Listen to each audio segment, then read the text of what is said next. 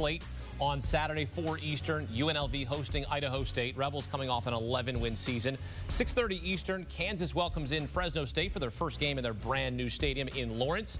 7 p.m. Eastern on CBS Sports Network, a Conference USA matchup between Sam Houston and Western Kentucky. Final game of the day on CBS, Stanford visiting Hawaii, 7:30 Eastern time. You can also stream the action live on Paramount+. College football is so back. Back here with former Louisiana running back Emory Hunt and CBS Sports college football writer Tom Fornelli. The season starts in Dublin, Ireland with a 100-year-old rivalry. Iowa State clashing with Kansas State in the latest edition of Farmageddon. All eyes on Heisman Trophy candidate and Wildcat starting quarterback Avery Johnson. Emory, this kid switched cars, by the way, in the offseason. He went from a Corvette to a Mercedes-Benz. He said he didn't want to be as flashy.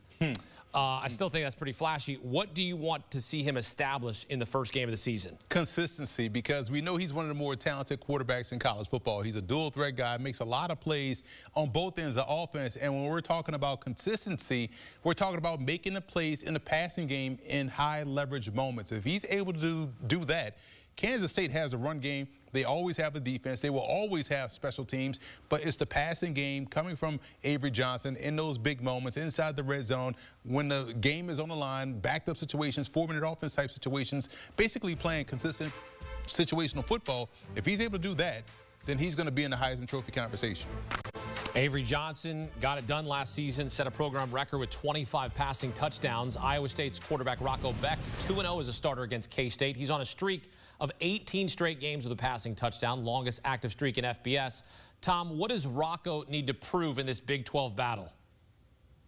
I think it's an interesting spot for Rocco because if you look at the numbers he had last year, and you mentioned the streak he's got going on, he had a fantastic season for the Cyclones. He was one of the primary reasons why they had such a strong year. But you look at this team coming back into 2025, and they lost their 2 top receivers, both of whom were early draft picks in the NFL draft. So as Rocco Becht is returning, we really need to find out, who will be the replacements. It's probably asking a lot to ask for Iowa State, a program that hasn't really been a wide receiver assembly line over the years, to just, replace those 2 guys right away. It's probably going to be more of a committee, and you hope somebody kind of steps forward as the alpha #1 option. But when you're starting the season with a conference game like this, you don't really have a whole lot of runway to try to figure that out. So Rocco's going to have to take a lot of the onus upon himself to kind of make sure that this offense, particularly in the passing game, is able to stay on track. He might not have the home runs that he was used to hitting with those 2 last year, but he's going to have to make sure he hits a lot of the singles and doubles to keep this offense moving, and that way they can rely on the ground game they have as well behind a strong offensive line. Yeah, you mentioned the success last season. Iowa State lost to Arizona State in the Big 12 championship, getting to the title game there.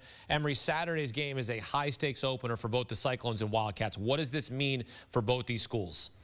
It means a lot, man. I'm not being hyperbolic because when I look at the Big 12, I feel like there are going to be at least 2 teams in the postseason coming from this conference. And so this is a game that truly matters right now for both of these teams and how things may shake out in the Big 12. I actually think Arizona State wins the Big 12, but you can make a case for Kansas State, Iowa State, Baylor is a surprise. All the money that went to Texas Tech, they're interested in this conversation, and Utah is always going to be Utah. So there's a lot going on in the Big 12, so a game like this for both teams is very important.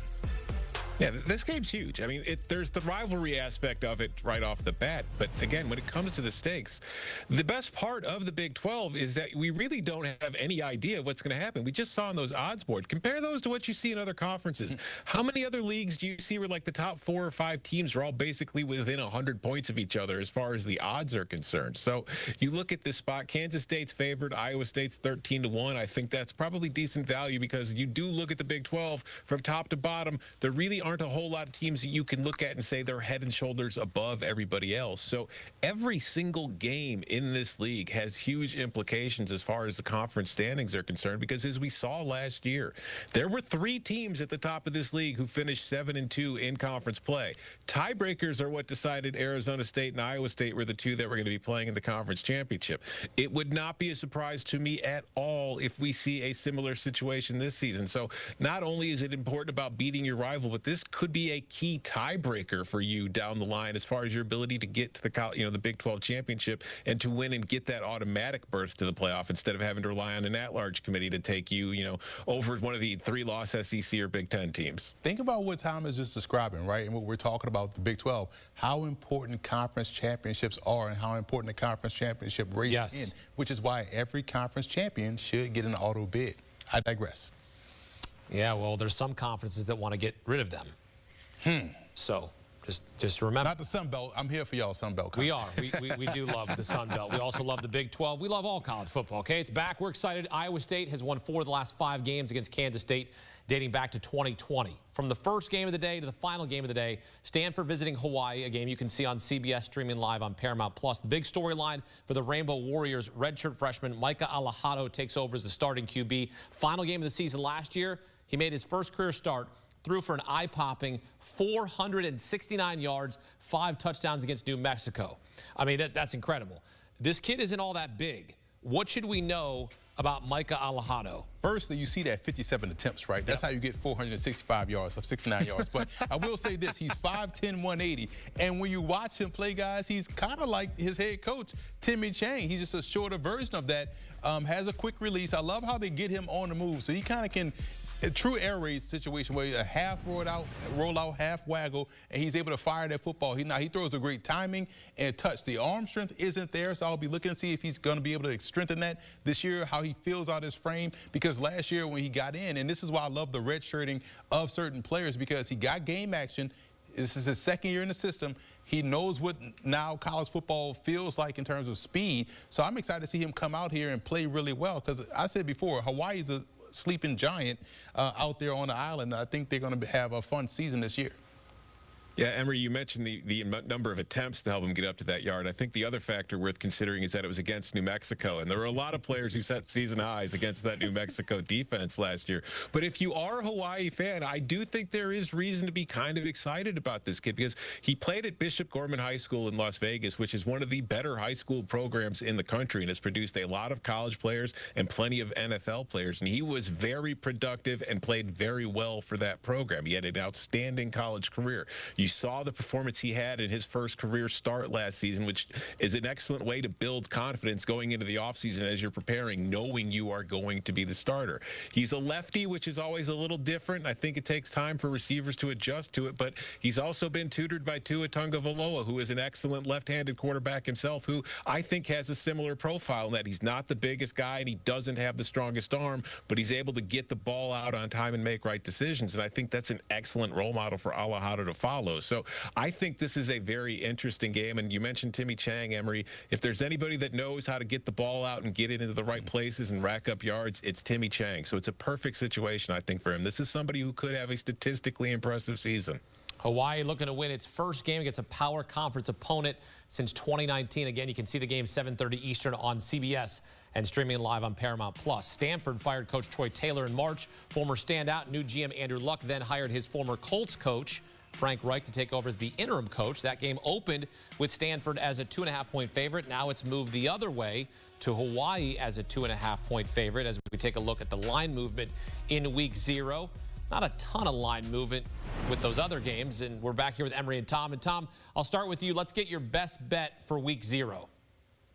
Yeah, we're getting a little crazy with it for week 0. You know, we're not going to just dip our toes in the water. We are diving in head first. Give me Idaho State first half plus 14.5 against UNLV. I'm really excited about what Dan Mullen can do with this program. I'm really excited about a lot of the guys he's brought in through the transfer portal. But we've seen plans for this team offensively to play both quarterbacks, Anthony Calandria, a transfer from Virginia, and Alex Orja, a transfer from Michigan, in this game. You need 2 very different playbooks to play with these 2 different quarterbacks who have 2 very different skill sets. So I think you could see a little bit of, some speed bumps early before everybody truly kind of finds their footing. And defensively, it's the same thing. The Rebels were super solid on defense last year, but Barry Odom, their former coach, took all those guys with them to Purdue. So it's mostly a brand new depth chart on the defensive side of the ball. So this will be their first game playing together. So early on, I wouldn't expect to see some mistakes. So I think the first half, this one stays a little closer before UNLV pulls away in the second half. So give me Idaho State plus 14 in the first half. I'm going to start bringing a shovel with me because you know I dig deep, right? I'm going to the MEAC SWAC Challenge between Southern and North Carolina Central. This is going to be a fantastic game. Southern has some NFL prospects out there on defense. You have Jacoby Gibbons, the outstanding edge rusher, 6'2", 245. You also have Horatio Johnson. You have Xavier Spencer and also Herman Brisker. These guys are going to be phenomenal on the back end, long, lengthy, athletic. And I love Trey Oliver, the head football coach at North Carolina Central. He's a sound bite waiting to happen, has a great quarterback in Walker Harris. But this game is going to be a lot closer than people believe. Southern's defensive line pairs up perfectly with North Carolina Central's offensive front. So we'll see a stalemate all throughout the course of this ball game, plus 9.5. Give me the Jaguars. And I'm going to also lay those 2.5 points with Hawaii as well, too. All right, I love it. Emory Hunt, Tom Fornelli putting knowledge in your mind so you can put money in your pocket even here in week 0. Men, thank you. College football is so back. Our first